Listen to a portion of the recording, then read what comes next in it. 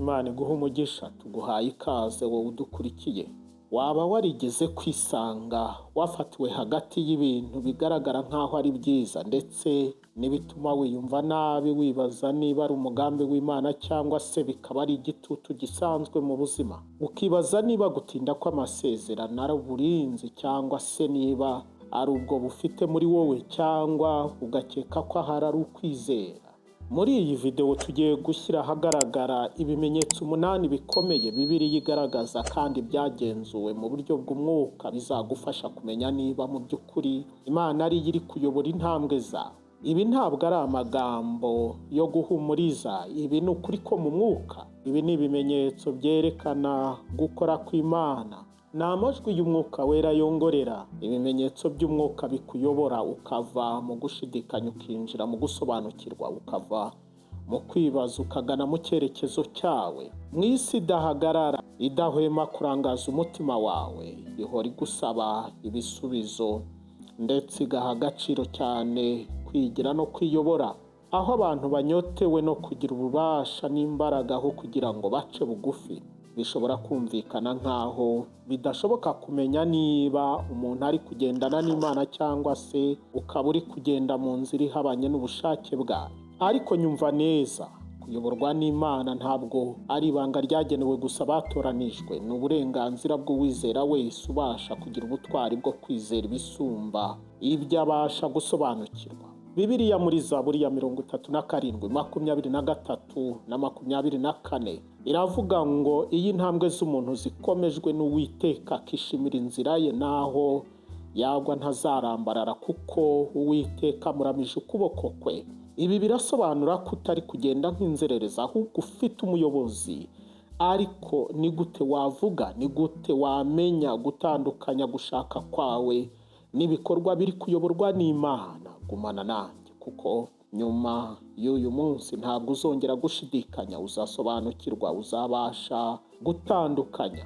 Mu ntambwe zawe zikurikira ntabwo uzongera kugenda nk'utaziyagana. Mbere y'uko dukomeza, reka nguhe umukoro gatoya. Jya muri comment wandike uti Uwiteka yobora intambwe zanjye. Aya ntabwo ari amagambo asanzwe, ahubwo ni isengesho. Bivuge mu kwizera no mu butware n'umutima wawe wose. Niba utarakora subscribe, wihute uyikore kugira ngo utazacikwa n'ihishurirwa nk'iri ngiri. Kandi like yawe ni ingenzi cyane kuko iratuma ubu butumwa bugera ku bantu benshi. Imana iguha umugisha. Ikimenyetso cya mbere kizakubwira ko Imana iri kuyobora intambwe zawe nuko utakaza kuryoherwa n'ibyaha. Igihe Imana itangiye kuyobora ubuzima bwawe, kimwe mu bimenyetso bisobanutse nuko utangira kubangamirwa n'ibintu byajyaga binezeza umubiri wawe. Ibyatumaga wumva unyuzwe, ubu ngubu bigutera kumva ubangamiwe. Ibintu byanezezaga amaso yawe bigasigara bibangamira roho yawe. Wisanga utakinejejwe n'ibintu byajyaga bigutera kwishima, ukisanga ahubwo bya bindi wahakanaga ari byo biri kugukurura. Izi mpinduka ntabwo zizanywa n'amategeko cyangwa idini ubamo, ahubwo zizanywa nuko watangiye kugirana ubumwe no gukiranuka, watangiye gukunda gukiranuka. Abagalatiya 5:16 haravuga ngo muyoborwe n'umwuka kuko ari bwo mutazakora ibyo kamere irarikira. Ibi ntibisobanuye ko kugeragezwa birangiye, ahubwo bisobanuye ko kuryoherwa kwa roho yawe kwahindutse. Ni nko kureka kurya ibyo kurya byanduye wari umenyereye, kubera ko umaze gusobanukirwa ko umubiri wawe ukeneye ibyo kurya bitunganye. Ibi ni by'ubuyobozi bw'Imana bukora muri wowe. Kuyoborwa n'Imana bitunganya umuhogo wawe. Ntabwo ukeneye amategeko igihe cyose uri kuyoborwa no gukiranuka gusa. Muri wowe uba wumva udakeneye kubabaza uri kukuyobora. Iyi Imana iri kuyobora, amasezerano ahinduka ikintu cy'agaciro cyane utabasha gukina nacyo. Utangira kwiyumvamo ko igihe cyose wakora igikorwa cyo kutumvira, waba uri gukerereza icyerekezo cyawe. Ntabwo uba ukibaza uti nzagera aho ngomba kugera ryari, ahubwo usigara wibaza icyagufasha kugira ngo ugume hafi y'umusaraba. Icyaha ntabwo kiba kikikuryohera. Iyo umutima wawe uri mu biganza by'Imana, ibuka Samusoni wari ufite imbaraga cyane ariko afite intege nke muri disipurine. Uko yakinnye n'umuhamagaro we ntabwo yabashaga gusobanukirwa ubugome bw'umugore we Delila, ariko nyuma aciye bugufi amaze kuba impumyi kandi afite umubabaro mu rupfu rwe, yakoze ibintu bikomeye cyane biruta ibyo yakoze mu buzima bwe bwose. Wakwibaza uti ni ukubera iki? Kubera ko nyuma na nyuma umutima we wari mu murongo uhwanye n'umugambi w'Imana. Ibi ni byo Imana ishaka gukora muri wowe, guhindura kuryoherwa kwawe. Umubiri uryoherwa no kwinezeza no gushyirwa hejuru, ariko iyo umwuka wera ari uri kuyobora utangira kugira inzara n'inyota byo gutungana, kugira icyerekezo ndetse no kubaho kw'Imana mu buzima bwawe. Kenshi wumva udatekanye igihe uri ahantu wari usanzwe umenyereye kwishimira, atari ukuri gutsindwa, ahubwo kuko uri gukura mu mwuka. Uku kubangamirwa ni ikimenyetso cy'uko umwuka wera ari gusukura roho yawe, ari mu mwanya muri wowe wo kwicarwamo n'ibyifuzo birusha agaciro ibyo wari umenyereye. Ndakubaza rero uyu munsi, ni ibiki bitagifite umwanya mu mutima wawe? Ibyo birashoboka ko ari Imana iri kukwereka uruhande rw'ubuzima bwawe ruri gucurwa. Igihe utakaje uburyohe bw'ibyaha, ni ukubera ko ijuru riri kugutegura kubw'impamvu ikomeye. Ikimenyetso cya kabiri, amahoro ahinduka ubuyobozi.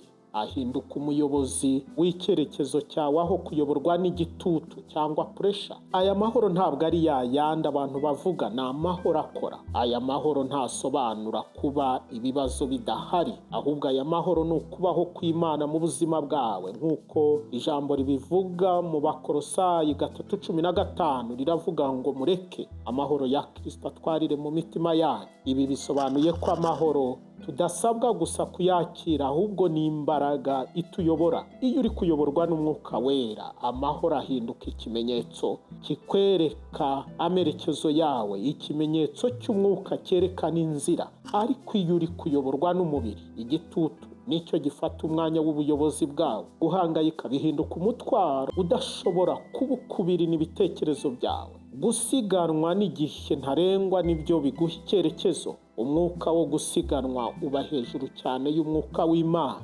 Ese waba warabibonye ko igihe cyose ufashe ibibazo ukabishyira mu maboko yawe bigutera guta umutwe, guhangayika no kwicuza? Ariko iyo ushikamye ugategereza ukizera, iyo ubashije kumvira ukubaha ijwi rito ryongorera, ugira amahoro arenze cyane imyumvire y'umuntu. Amahoro ntasobanuye ko hatari intambara zikuzengurutse, ahubwo amahoro asobanuye ko atari wowe uri kurwana intambara.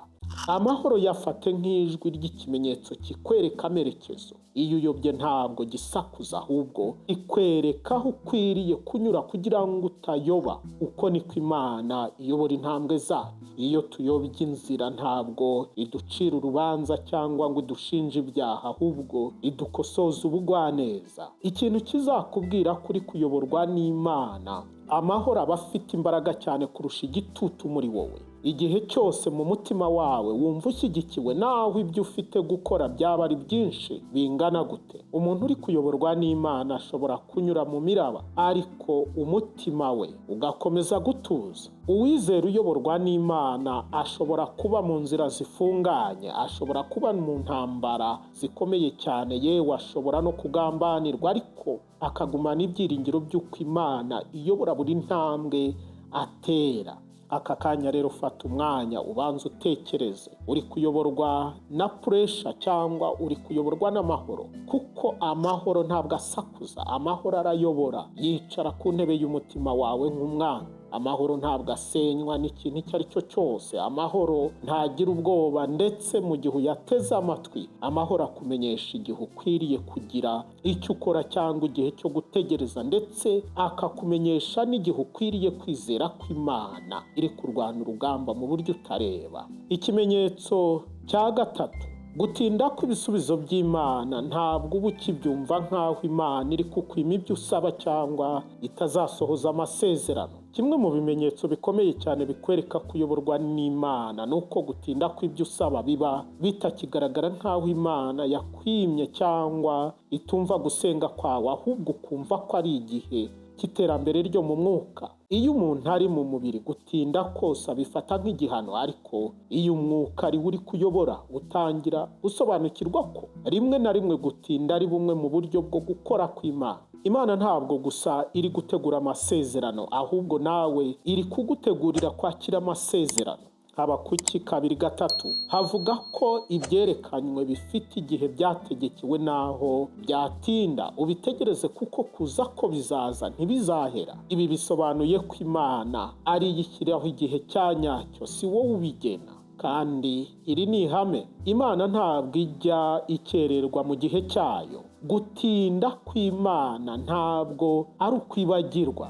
Mbere y'uko winjira mu isezerano, hari n'ibindi bigomba gutegurwa kugira ngo isezerano rizabone aho rikorera hatekanye, kandi igihe rizasohora rizabe rifite ubuhamya. Tekereza kuri Yosefu, yagurishijwe n'abavandimwe be, yatawe mu mwobo, aragambanirwa, ajya muri gereza, aribagirana. Bisa nkaho yahoraga ahura n'ibintu bimusubiza inyuma kimwe ku kindi bikurikiranye, ariko mu gihe cya nyacyo Imana yamugaruye imbere ya Farawo. Mu gahe gato cyane ko kwihuta ko mu mwuka, imyaka yose watakaje, Imana iyiremamo ikintu gifatika. Iyo Yosefu aza kubasha gucika gereza hakiri kare, yari guhomba kiriya gihe cy'ingenzi Imana yari yarateguye cyo kuzamurwa agakomera. Iyi niyo mpamvu udakwiriye kwivovotera gutinda. Ushobora gusanga uko gutinda ari ryo pfundo rizabyara kuzamuka kwawe. Imana ntabwo igenda gahora, ahubwo ni nyabwenge. Igihe rero uri kuyoborwa n'Imana, utangira kwihanganira ugutegereza. Utangira kumenya ko igihe cyo gutegereza atari igihe cyatakaye,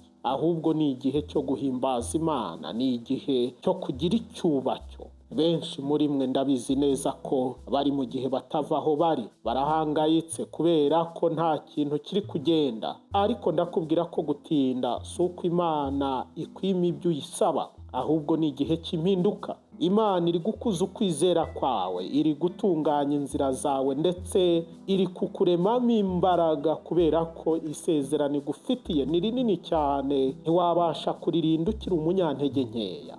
Hagarara mu kwizera, emera gutegereza, uhimbaza Imana utayishimira gusa kubw'amasezerano, ahubwo uyishimire kuko iri kumwe nawe mu nzira zawe. Kubera ko igihe bizasohora uzasobanukirwa yuko Imana itakererewe, ahubwo yari iri kukubaka. Ikimenyetso cya 4, ijambo ry'Imana rihamya iby'umutima wawe wumva cyangwa si byo wumva mu mwuka iyo usenga. Iyo Imana iri kuyobora ubuzima bwawe, ibyo umwuka akubwira biba bihwanye neza n'ibyo ubona mu byanditswe mu ijambo ry'Imana. Uzabibona ko ibyanditswe ntabwo biba bikiri igitabo gusa, biguhindukira nk'ibaruwa y'urukundo. Ijambo rikubera nk'amabwiriza ajyanye neza n'igihe uhagazemo. Zaburi 119 umurongo w'105 haravuga ngo, ijambo ryawe ni itabaza ry'ibirenge byanjye, ni umucyo umurikira inzira yanjye. Ibi birasobanura ko ijambo atari ukuguha imbaraga gusa, ahubwo riraguha amabwiriza. Ntabwo rituma ugubwa neza gusa, ahubwo rituma ubasha kugenda utayoba inzira. Iyo uri kuyoborwa n'umwuka, utangira kubona ijambo ry'Imana rivuga by'ukuri ku bintu byawe nk'aho ari bwo ryanditswe.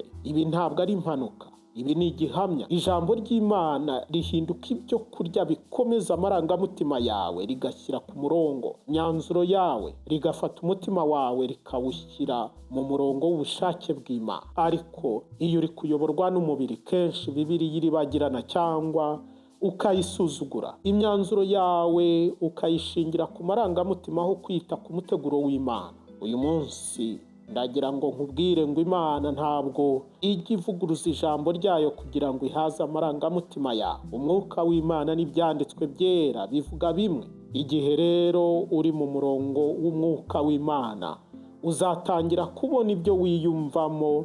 Igihe uri gusenga bihwanye neza n'ibyo ubona mu byanditswe byera. Umwuka w'Imana n'ibyanditswe byera byose bifatanije biragusunika bikakwerekeza imbere. Ibuka igihe Yesu yari mu butayu, Satani yamugerageresheje ukuri gupfuye, ariko Yesu yamusubirishije ukuri kw'ibyanditswe. Nyamara Yesu ni umwana w'Imana, ariko ntiyizeye ibyiyumviro bye, ahubwo yizeye ibyanditswe. niba ushaka kumenya ko koko uri kuyoborwa n'Imana, huza ibyanditswe n'inzira zawe. Ibyo urimo nubona bitajyanye n'ijambo ry'Imana, icyo ni ikimenyetso ko bidakomoka ku Mana.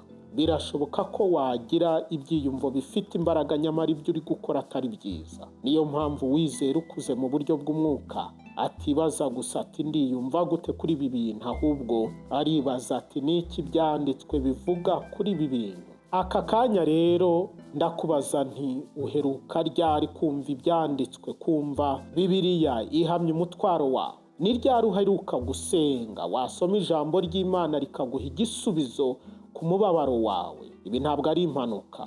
Ukurushaho kugendana n'Imana ni nako n'ijambo ry'Imana rirushaho kuvuga ibijyanye n'ibyo wumva mu mwuka. Ikimenyetso cya gatanu, urakura mu myitwarire yawe. Iyo Imana iri kuyobora ntabwo inezezwa no kugucisha mu nzira zoroshye gusa, ahubwo Imana inezezwa no kurema umuntu ukomeye muri wowe. Buri gihe mu nzira y'umwuka hagomba kubamo no gukura mu buryo bw'umwuka. Abaheburayo 12:6 haravuga ngo kuko Uwiteka akunze ari wahana. Imana ntabwo iguterura ngo igutereke mu mugambi wayo, igutegura ibinyujije mu mubabaro. Iyo ijya kukuzamura ntabwo ikoherereza imodoka nziza ngo ikujyana aho ugomba kujya, ahubwo ikoherereza ibihe bikomeye kugira ngo igukuze mbere y'uko igushyira ahagaragara. Niba uri gukura mu myitwarire yawe, niba kwihangana kwawe kuri kwiyongera, niba ubunyangamugayo bwawe buri kwiyongera, niba uri kurushaho kugira ubushobozi bwo guca bugufi cyane, ibi ni ibimenyetso byemeza neza kuri kuyoborwa n'Imana. Ariko niba wumva ushyize imbaraga zawe mu kwiberaho nta kikugora, ukumva ushaka gushyirwa hejuru no kuba mu munyenga gusa, itonde cyane, kubera ko umutekano n'umwanzi w'umuhamagaro. Imana ntabwo ishishikajwe cyane no kukunezeza mu gihe ikeneye kugutunganya ikakweza, kuko kwera kurakomeretsa mbere y'uko gukiza. Tekereza kuri Mose, imyaka 40 mu bwami bwa Farawo, afata indi myaka 40 ari gutunganywa kugira ngo azayobore Abisirayeli. Ubwami bwaramwigishije, ariko ubutayu bwamuhaye imyitwarire iri ku gipimo gishyitse. Iyi niyo mpamvu ubutayu atari igihano, ahubwo ni ahantu uba kugira ngo utegurwe. Niba uri guca mu bihe bikomeye, niba ubona imiryango idakinguka, ukabona inshuti zigushiraho, ukumva umutima ukomeretse, witakaza ibyiringiro, uri mu gihe cy'Imana cyo kugutunganya. Imana ntabwo ikoresha utuntu tworoheje iyo itegura abarwanyi bo mu mwuka. Ikoresha imitwaro iremereye, imbogamizi imbere yawe n'ibigeragezo. Yubaka imyitwarire yawe ikoresheje intambara urwana. Ibi bikwiye gusobanuka neza. Gukura cyangwa iterambere ntabwo buri gihe bigaragazwa n'ingano y'ubutunzi abantu bakwemera cyangwa ibintu bifatika. Rimwe na rimwe gukura cyangwa iterambere bigaragarira nko mu guceceka, kubabarira igihe wahemukiwe, gusaba imbabazi naho waba utakosheje, ndetse no guhitamo ubunyangamugayo yewe no mu gihe nta muntu ukureba. Kuyoborwa n'Imana ntabwo buri gihe biba biryoshye, ariko buri gihe bitanga umusaruro mwiza. Ndakubaza rero aka kanya, uri gukura? Ese uri gutera imbere mu myitwarire yawe? Ese uri kurushaho kwihangana? Uri kurushaho kuba inyangamugayo? Ese uri kurushaho guca bugufi? Niba ari byo, nubwo waba utari kumva umerewe neza, ariko uri kuyoborwa n'Imana, kuko gukura mu mwuka bizanywa no kuyoborwa n'Imana. Ikimenyetso cya gatandatu, ufite ishyaka ryo gufasha abandi kuruta kumva gusa ko waba umuntu uhambaye. Igihe cyose mu by'ukuri Imana iri kuyobora ubuzima bwawe, izakuyobora mu kwita ku bandi mbere y'uko ikuzamura ujya ahagaragara.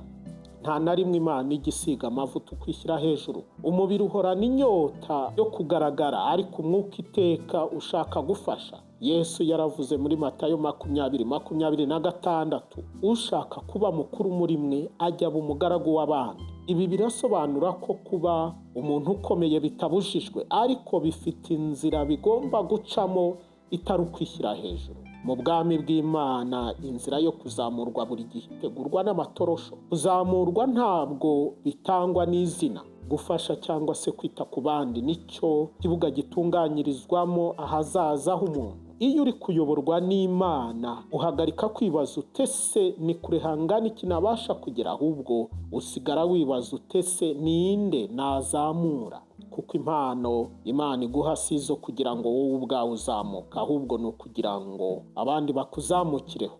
Reka mbisobanure neza, niba inzozi ufite ari izo kukuzamura gusa wowe ubwawe, ntabwo ziri mu mugambi w'Imana. Intego ziri mu mugambi w'Imana buri gihe zihesha umugisha abandi, gukorera kominote, tukazamura amahanga. Icyo nicyo twahamagara. Tekereza kuri Yosefu, ntabwo inzozi ze zari ukwambara ikote, ahubwo intumbero ye kwari ugukiza inzara mu gihugu. Wibuke Dawidi yasigiwe amavuta kuba umwami, ariko yabanje kumera nk'umugaragu ibwami. Yacurangiraga umwami akanamutwaza intwaro, ndetse yashyiraga ibyo kurya abavandimwe be mbere y'uko yambara ikamba ry'ubwami, kubera ko muri ekonomi y'Imana kuba umuhereza w'abandi nibyo bibanziriza kwambara ikamba. Ndetse na Yesu umwana w'Imana ubwe yogeje ibirenge abigishwa be. Aka kanya rero ndakubaza nti ninde uri gufasha ngo azamuke? Ninde uri kurira ku meza y'umuhamagaro wawe? Niba imigisha yawe itari kugira uwigaburira, ntabwo ari icyerekezo cy'Imana. Ikintu kikubwira kuri kuyoborwa n'Imana ni uko intsinzi yawe uyikoresha ufasha abandi mu cyimbo cyo kunezezwa gusa no kuba hejuru. Ibyo ukora usigara utakibibona nk'inzira yo kuzamuka kwawe wenyine, ahubwo usigara ubibona nk'inzira yo kuzamura n'abandi. Buri gihe Imana ibanza kugerageza ishyaka ryawe mbere y'uko ikugirira icyizere gituma igushyira ahagaragara. Igihe itabashije kukubona ahantu hacecetse, ntishobora kujyana mu ruhame. Niba rero uri guhamagara Imana ngo ikuzamure, banza urebe ko ufite ubushake bwo gufasha abandi, kubera ko icyerekezo cy'Imana iteka gicisha umuntu mu miryango yo kwicisha bugufi. Ikimenyetso cya 7, utakaza inshuti ariko ukinjira mu cyerekezo gisobanutse. Kimwe mu bimenyetso bikomeye kandi biteye ubwoba bikwereka ko Imana iri kuyobora ubuzima bwawe ni igihe Imana itangiye kugenda icagagura imibano imwe n'imwe ufitanye n'abantu, atari uko ikugambiriyeho ikiba, ahubwo ku bw'ingamba zayo. Yohana 2:19 haravuga ngo abo bavuye muri twe icyakora ntibari abacu by'ukuri. Igihe Imana ari iri gukontorora ubuzima bwawe, itangira kugukuraho abantu batajyanye n'igihe uri kuganamo. Muri wowe uzabyumva nk'aho wagambaniwe, watereranywe, cyangwa se uri mu gihe cy'urujijo, ariko mu by'ukuri ibi ni igikorwa cy'Imana kigutandukanya. Kandi Imana igutandukanya kugira ngo ikwagure ndetse igukuze. Ntabwo ushobora kujyana n'abantu abo ari bo bose ku rwego ugiye kwinjiramo. Bamwe mu bantu bagenewe gusa kuba mu mateka yawe, ariko ntibakwiye kuba mu cyerekezo cyawe. Ntabwo bakwiriye kuba mu hazaza hawe. Kugumana nabo bizagukerereza kugera ku gitangaza cyawe. Tekereza kuri Aburahamu, yabwiwe kuva mu gihugu cy'agasiga imiryango ye, yewe byageze n'aho abuzwa kugumana na mwishywa we Loti. Igihe cyose yari akiri kumwe na Loti, nta mabwiriza Imana yongeye kumuhereza. Imana yaracecetse kugeza igihe Loti agendeye, kubera ko amajwi amwe n'amwe akumira ijwi ry'Imana.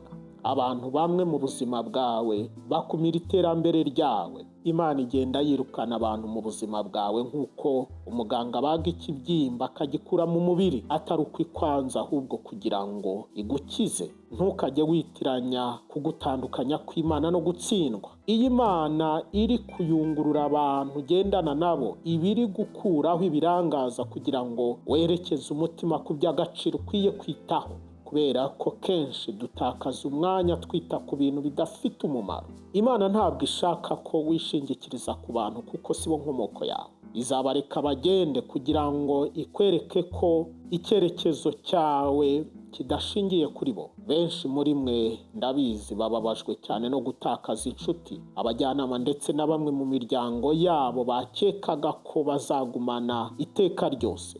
Ariko Imana iri kukubwira iti bareke bagende. Bari igice cy'urugendo rwawe, ariko ntabwo ari ab'ingenzi mu muhamagaro wawe. Kuyoborwa n'Imana rimwe na rimwe bisobanuye kugenda wenyine, ariko by'ukuri ntabwo uri wenyine, kuko intumbero n'intego zawe muri kugendana birushaho kuba byiza kugenda wenyine mu ntego zawe, aho kugira ngo ube uzengurutswe n'abantu ariko ufite ugushidikanya, niba waratakaje inshuti ariko ukabona amahoro, ugasobanukirwa ndetse ugakura, mu by'ukuri nta gihombo ufite. Rero hagarika kwirukanka ku bantu Imana yasohoye mu buzima bwawe, wifungura imiryango Imana yakinze. Reka akayunguruzo k'Imana gakora umurimo wako, kuko Imana iyo iciye ishami nuko ibishaka iba igutegurira kwera imbuto z'agaciro kisumbuyeho. Ikimenyetso cya 8, utangira kugenda uyobowe no kwizera aho kugendera ku byo ureba. Icya nyuma kandi gikomeye kigaragaza ko Imana iri kuyobora ubuzima bwawe ni iki ngiki: wubaha Imana utagombeye gusaba ibisobanuro.